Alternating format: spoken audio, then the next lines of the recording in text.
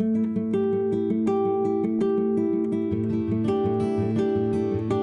the question is, do all of those inputs actually pay? That's a Jordan question. And that gets us to Dr. Jordan Shockley. And so Jordan, if you would start bringing stuff up. As I tried to say earlier when my audio was garbled, we really appreciate the Kentucky Corn Growers and the Kentucky Soybean Board for typically sponsoring the lunch, for sponsoring some of the research, helping with some of the outreach that we do as well. And then I was also mentioning we've got a new agreement with Kentucky Farm Bureau on a water quality initiative. We're hoping to have some of that research data in next year's field day. We appreciate their commitment to water quality, making sure that farmers have access to water that they need for their crops and their livestock, but also making sure that the farmers are being good stewards of that as well. So with that, we'll get back right into the very next talk, and that is Dr. Jordan Shockley in Ag Economics. Jordan, welcome today. Thank you, Chad. Appreciate being here. And like everybody, I wish we were out in the field today talking, but unfortunately, times are a little bit different. So as Carrie alluded to, today I'll try to that question of, do those double crop soybean management strategies pay? So what we'll go through here real quick is briefly touch on some economic tools on how we evaluate these various management strategies that you could do yourself. Then we're going to discuss those intensive management economics, and then we'll discuss planting and harvest timing, that if you attended the wheat field day meeting virtually, you'll see some of that results as well. So how do we evaluate these strategies? Well, the key thing here that we can do is partial budgets. These are really convenient and practical methods that we use to analyze profit potentials to changes in our overall farm plan or management strategies. What we're really looking at here is changes to one alternative. So that's really what is being done now compared to something new. For example, increasing seeding rates in double crop soybeans. You currently have your set of soybean planting rates. If you're going to increase those, what's that alternative look like? And really what we focus on here is the cost and benefits that you realize. So we have a kind of formal partial budget framework that we use, and you can see up in the top left corner there, I believe that's probably the way it's going to look coming across the screen. You have your additional costs. So that is the additional costs that is compared to what you're doing now to the proposed alternative change. So that would be, if you use the same example as increasing seeding rates, that would be your additional seed cost, for example. Then we have reduced revenue.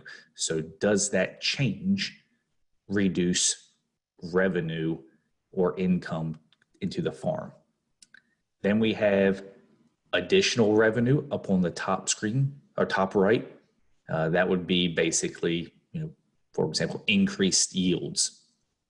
And then we have reduced costs. So do you have any cost savings based on whatever alternative measure you are evaluating?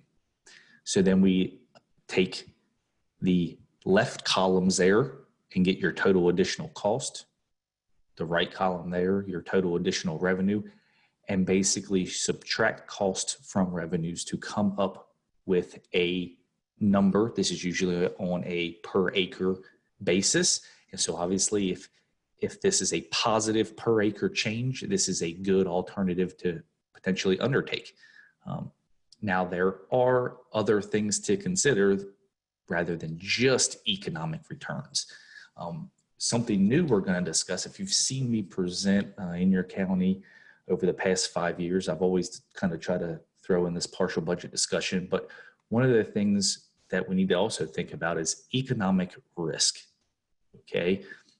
And when we think about economic risk, there are 5 categories of economic risk, but what we'll focus here today is on what's called production risk. So one of the easiest examples to think about is weather, right? Weather is a production risk. We've been talking about it today already with the rainfall over the past 4 years on these double crop soybeans. So how does these risk events impact your decision making, right? But if you can't measure the risk, it's hard to manage, right? So if you think about it, one way is you as farm managers need to think about is how do we analyze risks? Okay, one of those things to think about is how do we form expectations? So if you think about even planning for the next year, right? What would you expect your soybean or corn yields to be next year, right? Those are typically based on historical farm records and what you've done and what's happened in the past, say 3 to 5 years. But what also we can use is what probabilities, right? Think about rolling a dice, right? Probability of, rolling a 1 or 6 or 5 is 1 in 6, right? So how do we use these probabilities to make decisions on the farm? And then how do we analyze kind of the whole distribution of outcomes? Because there's something we've all seen, and that's that risk return trade-off, right? If something is not very risky, but has also a good payout on a per acre basis, we need to take those into consideration, both profitability and the risk of that, making that alternative decision. Okay. So how do we put these into practice, right? Both these evaluating the economics and the risk potential of alternative soybean management strategies. So as we just saw with Carrie's presentation, I won't belabor this too much on the seeding rates, okay, seed treatments, the foliar pesticide application, okay, and then what we will be using is soybean prices of $8.50 per bushel to evaluate the profitability of these alternative intensive management treatments. So again, Carrie put this up there. You can see there was from an agronomic perspective, an increase in yields for all of these management strategies compared to our base case scenario. But again, we need to think about, does it pay? So what we'll do is put those measures into a partial budget framework and look at on a per acre basis to see if it does pay. So we've outlined each treatment here. And again, if you think about this as a proposed change to the alternative, right? Our base case would be what we're doing now. So that would be blanks because no additional costs, no additional revenues. So we're comparing all of these treatments to the base case. So you can see the base case plus a ST would be seed treatment. Okay, you can see actually there's a negative net return there. Same thing with seed treatment plus that pesticide application. Here we have the high seeding rate plus the seed treatment, and the high seeding rate plus seed treatment plus that pesticide application. And you can see here the two management strategies that on average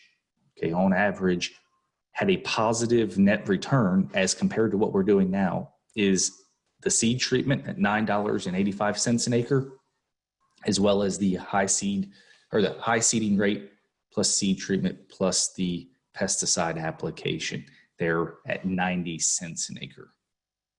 Okay. So while they all increased yields from an agronomic perspective, we need to consider the economic costs and additional revenue to determine whether or not these will pay or not. So something new that I've been doing and presenting to producers throughout a lot of these agronomic studies that are conducted by my colleagues here at the College of Ag. There are numerous samples being taken. And so what we've done is broken this down to show you all the samples, not just the average, and putting the economics to every single sample. And so you can see here, what we've done is the base plus seed treatment plus the pesticide application has a 35% chance. So here's your probabilities coming into play, 35% chance of having a positive net return compared to our base scenario. However, if you look at the high seeding rate, okay, this is actually 58% probability of returning a positive, having a positive economic return on a per acre basis. So that's good. So if you look at all the probabilities of being greater than 0 return, you can see all of the alternative options here, management strategies, and you can see again the high seeding rate not only has the highest on average return, but also has the highest probability to pay. Okay. So changing a little bit, we also looked at planting and harvest timing. Okay. And so Carrie briefly mentioned some stuff on that. Again, we looked at early October, November wheat planting, but really we also focus here is on the soybeans. So that's normal planting and or earlier planting. So that means actually early and normal wheat harvests. So what we looked at, you have to, when looking at these management strategies, look at the combination of the wheat, soybean, double crop soybean system, right? Because if you're planting soybeans early, that means you're harvesting wheat early, right? And so that has to be dried, stored potentially, and there could be some dockage for test weight and or any other dockages there. So you can see here we used again that $8.50 soybean price and $5.25 wheat, and we had a drying cost for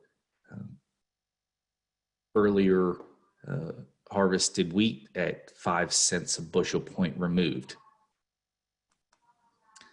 So if we look here, here's same partial budgets, right? Those late planted wheat in November definitely did not pay. But what did pay and paid a pretty good amount was that October planting of wheat, but then the early harvest, early planting of soybeans, because you get that additional soybean yield bump, and that netted out to $35 an acre, which is pretty substantial. So if you look at, again, the economic risk here, there's a 58% probability of a positive return over all those samples across the 3 years for October planting and early harvest and storage and drying of that wheat crop.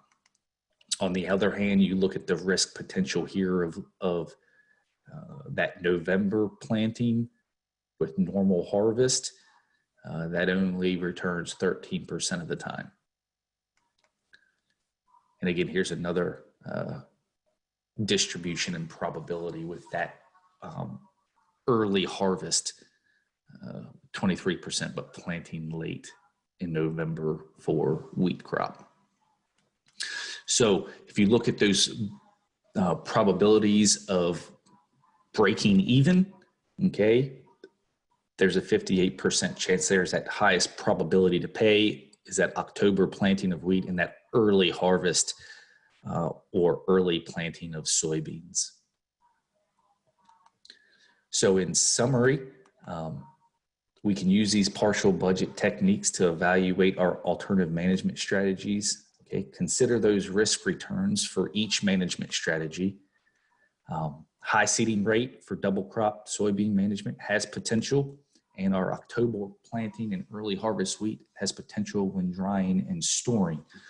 One thing I want to preface is, if we think about these management strategies, right? How could they be more profitable?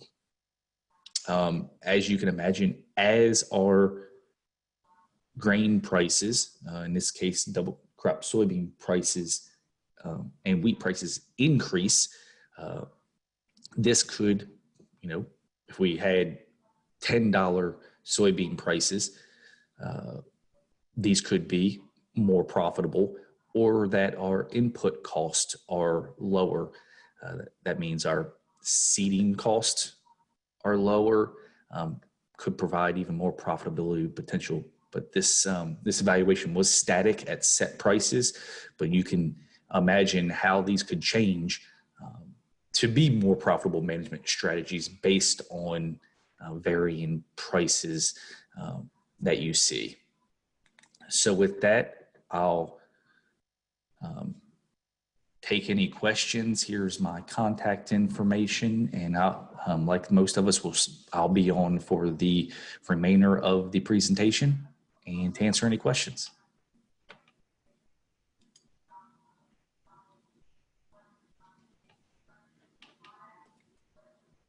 Jordan, thank you very much. We appreciate that information. I think that's to display it in that way where you look at the probability of getting the increase. Probably a few farmers that if they see greater than 50% chance of gaining value, they're probably going to take that, would be my guess. That's another question for another day of just exactly what level of probability do you accept for different management practices that you work with. I think Jordan's starting down a really interesting path that we may need to look at together in some future research reports that we do. So I agree, Chad. And I think this was all driven by conversations with farmers on anecdotally, okay, if this practice only paid once every 5 years, would you do it? And again, it depends on in once every 5 years, is that, do I get $5 an acre and lose $10 an acre? Or is this a $50 an acre gain versus $5 cost, right? And so I think we need to bring this more to light and have this conversation. And I'm excited about bringing some of these risk attitudes that we see by farmers, because I think farmers are risk takers, right? And that's just my personal opinion, because we see it every day on the decisions that they make. Is it 50%? Is it 25%? I guess it's a combination of risk and return, right? And so the more we could shed some light and bring some of this information to producers, I think they can hopefully make better management decisions. absolutely. Thank you.